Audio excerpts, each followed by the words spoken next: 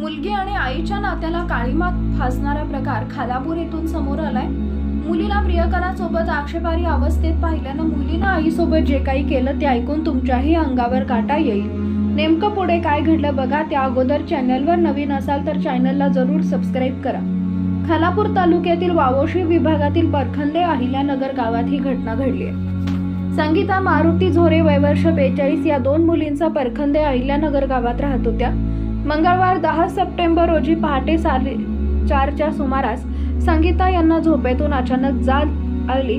त्यावेळी संगीता हिने आपली मोठी मुलगी भारती वय वर्ष 20 ही तिचा प्रियकर संतोष दत्तात्रय नांदगावकर यांच्यासोबत शरीर संबंध करत असताना पाहिली। यावेळी संगीता यांनी आरडाओरड करण्यास सुरुवात केल्यानंतर संतोष नांदगावकर यानं संगीताचं तोंड दाबून त्यांना जमिनीवर खाली पाडलं। त्यानं संगीताच्या तोंडावर घरातील ब्लँकेट दाबून धरलं। मुलगी भारतीनं आई संगीताचे पाय धरून ठेवले।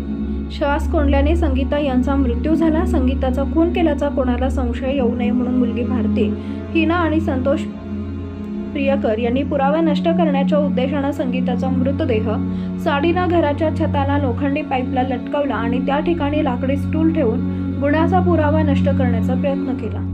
मात्र संगीता यांची दुसरी मुलगी सुरेखा वय वर्ष 18 हिनं घडलेला सर्व प्रकार पाहिला होता। तिनं त्या रात्री घडलेला सर्व प्रकार नातेवाईकांना सांगितला।